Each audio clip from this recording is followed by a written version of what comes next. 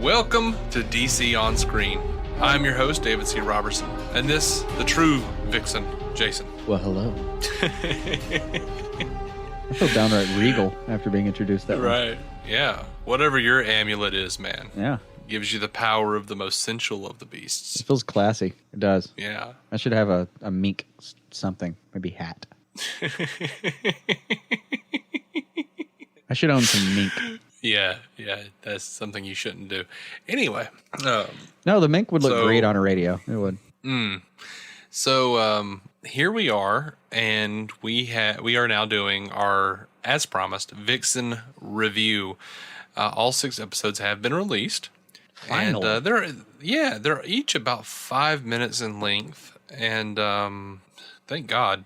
Well, yes and no. I mean, okay. Well, my first shot is, yeah, it could have been a better show. They should have, if this was one episode, I'd be watching this show probably.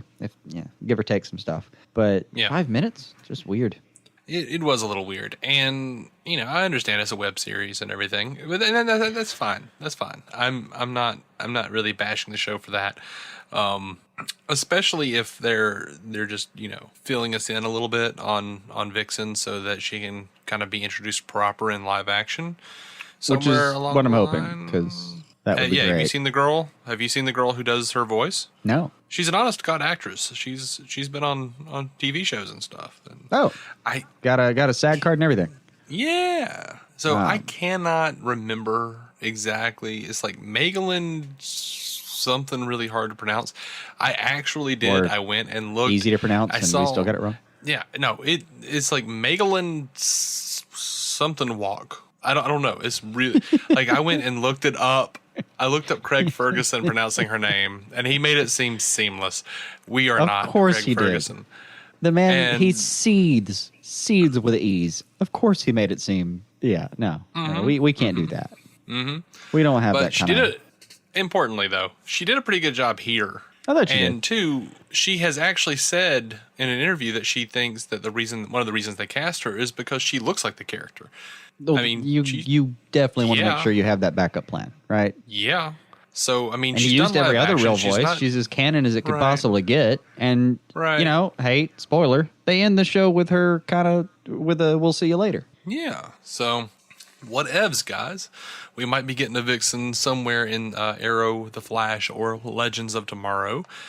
This is just apply anywhere above. I'm good with that. These 6 episodes are basically, they're just an origin story for Vixen. I have this, big old southern white tongue, so I can't pronounce about half of the things that they say in these shows.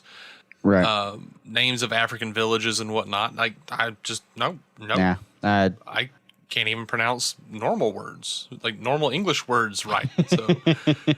We know a lot of them. We don't know what we're supposed to do with them. But right. Or how to let them escape correctly from tongue. But Right. So I guess we should start talking about this show. We'll do a quick rundown. I mean, overall take, what you got? Overall take, I'd give it like a 5 out of 10 or something. I really did enjoy the opening fight sequence or the chase sequence, except that Arrow and Flash especially Arrow, his reactions to things were so weird. Yeah, he's awkward. The stuff, the way they drew his facial expressions. I'm like, have you ever even seen Stephen Amell do the character? Did you watch one episode before you animated? No? Okay. And they kind of tried to draw him with this surprised look on his face, and his mouth is agape, but it looks like he kind of has, I don't know, like a mouthful of Fritos or something. Like he's trying to hold him in, but still going, oh no. It's not even a gape. His mouth agape means it parted by about 3/4 of an inch. Yeah. It was weird. And it was. I thought they did something to his voice that I didn't appreciate in post. They lightened it in a way. I'm not sure if they had to or if it just happened, or I don't know what happened. But they took some of the real power out of his voice. They did. So then we kind of cut back to whatever it was, 3 weeks earlier. Was that right? I think it was 3 weeks. days earlier, whatever. Well, I think it's episode 3 or 4 where they're fighting. So yeah, it's probably 3 weeks. They probably did that on purpose. So so Vixen's being let out of jail. She's very pissed off because a cop looked through her sketch pad or whatever. Yeah, I actually wanted an And entire 5-minute episode about that cop. Yeah, He was pretty fun. I I do like. too. Like, He's just some beat. why would you? Like, not even a beat cop. He's a dude who like checks people in and out of jail, I guess, and apparently fancies himself a part-time editor of fashion. Yeah, well, I mean, he tells her like, yeah, the designs were pretty good, and she's like, you look through my stuff, and he's like, I get bored sometimes. Unflinchingly, though, I get bored sometimes. Oh man, but like so Chuck, Vixen's, I guess, foster father, Right. bailed her out of jail. Sure. They're in Detroit, and my God, some of the worst expository dialogue I've ever heard. They do it so unnecessarily. It's one thing when you're just trying to get the backstory of the character, but when you're actually expositing the things that were already in the show, where like she walks out of the office and the dude with the 3 PhDs like makes a call and he's like, you know, the McCabe girl, the one who tuned up the 3 blah blah blah blah blah. I'm like, Right. oh God, really? It's a Yeah, we 5-minute know. series. They're 5-minute know. episodes. We don't need callbacks. I almost expected to be like, you know, the McCabe girl, the one who tuned up the 3 goons in front of the police station in episode 102. Right. Yes, bring her to me. Yeah. No, I God. with a show that you're trying to do like this, do you really need to sum it up for me every episode? Like, you're not going to catch new viewers. How many people do you think were watching CW Seed because, I don't know, we're watching Whose Line Is It Anyway for the 3rd time and saw an episode of this that have never heard of before and went, yeah, I'll go ahead and watch episode 3. Right, Maybe 2 people, and they clicked the wrong thing. right. You were either watching this thing or you weren't. Just tell the damn story. But yeah, so from there it got a little more enjoyable. When they redid the chase sequence, which by the way, nice try, CW. But we know you were just saving money on an episode. The majority of an episode is a fight that or a chase sequence with Arrow and the Flash chasing Vixen that we've already seen. Right. It was like half of your first episode. Now, Right. thankfully, they weren't completely devoid of common sense. They did add some dialogue and stuff in there that we didn't hear before. One of the things I kind of liked but kind of hated as well, because she's from Detroit. How would she know? But she's running toward the Flash. She's like, or the Arrow, and she says, "I know, I failed my city." I'm good with that. Hey, dude's running around with a catchphrase and a costume. You better believe it made the news somewhere. Yeah. I mean, okay. if that was happening in St. Louis right now, I'd probably know about it. Also, like, we did get a bit of Cisco and a bit of Felicity. Cisco, by the way, looks really cut. He looks really weird. It's strange. They put him in like this tight. Maybe he actually is kind of cut, and they just we don't know because he's always wearing like XXL shirts during the actual show. But they beefed him up for this thing. It was kind of awkward, strange. Now, what was interesting is I'm assuming this takes place sometime in between season 1 and season 2 of The Flash, because Star Labs was actually destroyed or partially crumbled and stuff. Right. Or I don't know if that was the case or if that was from the particle Star Labs accelerator. it's been crumbled partially since the particle accelerator. Okay. When they do I was establishing shots of it too, it's got like a whole sunken side, and that's actually where Eobard set up shop to, I don't know, Right. keep his cousin or grandson Okay. or great grandfather, okay. whatever. Because I was trying to figure out the timeline for this. Because I'm like, well, I think it is though Ollie it's between 1 and 2 and 3 and 4, depending on which show you're watching. Well, yeah, but Ollie's off in Coast City or wherever with Felicity. So Well, he can take a break. And they say it's been months. They didn't say like how long he stayed in Coast City or whether he came back every now and then, or hell, it could have been just at the very end before they actually did the finale for season 2 if they wanted to. yeah, but between season 1 and 2 of The Flash, Flash is supposed to be gone as well and not hanging out with Star Labs folk. True. So maybe it's had to best have been placed sometime in the right first season. before the finale, the series of events that lead up to the finale. Yeah. Kind of just right in that little sweet spot before it got real deep. Yeah. So, anyway, the main Or bad... maybe they come back in like episode of Flash season 1 and talk about Vixen. We don't know yet. Yeah.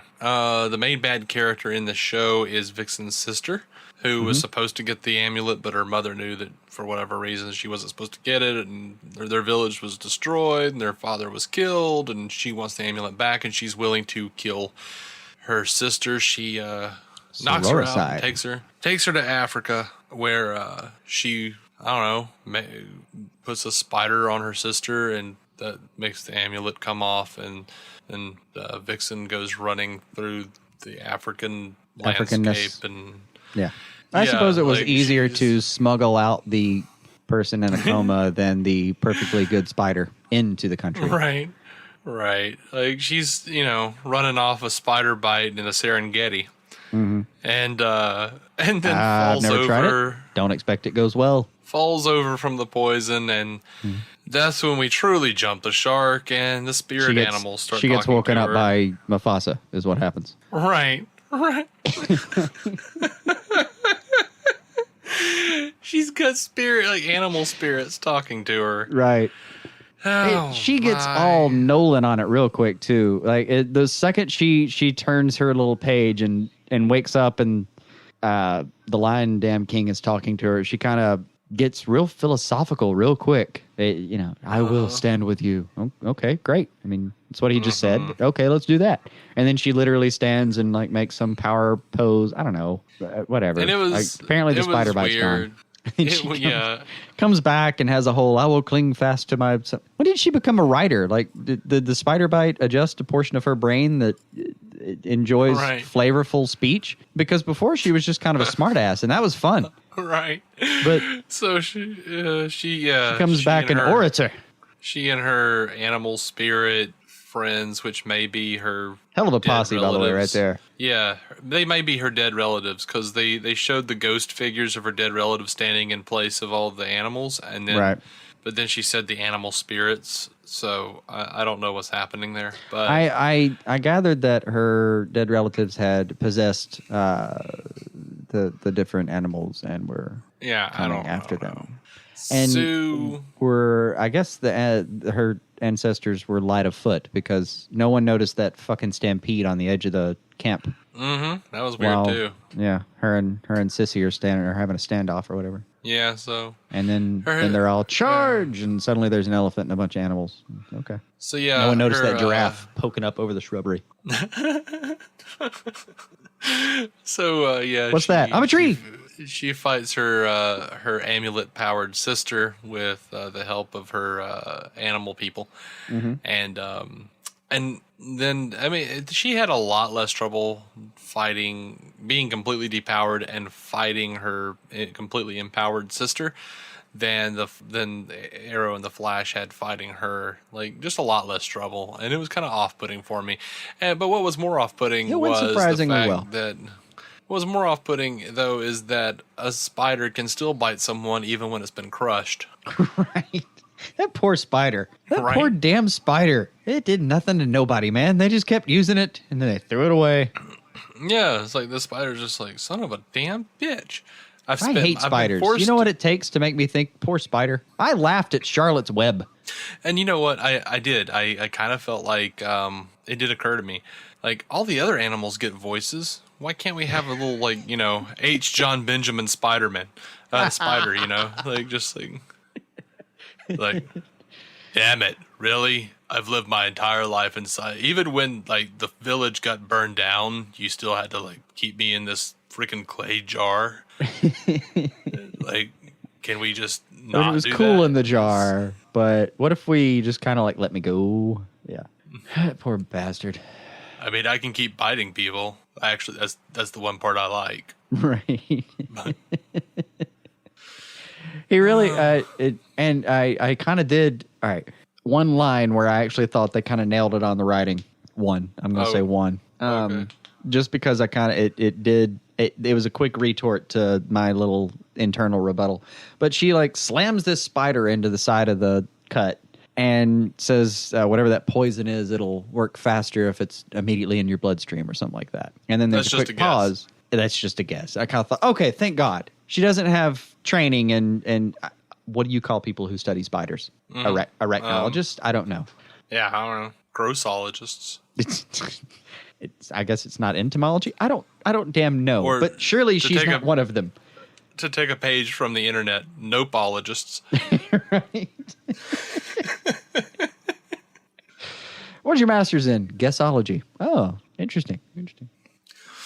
So yeah, she makes it back to Detroit, Uh-huh. and we see that she's become a costume vigilante, and her dad totally called it. Her dad brought it up. Yeah. I You found know a what this purpose. means for me. It means you're going to start wearing tights and a cape. I don't know. Yeah. Well, all right. That is our Vixen review, and we hope you enjoyed it. We are DC on Screen, and we are proud members of the Giant Size Team Up Network. I'm David C. Robertson. You can find my sketch comedies over on maladjusted.tv. And we'll be back later on with the 1990s Flash. We're going to talk about that, and we're going to probably rip it apart. So until then, keep some DC on your screen.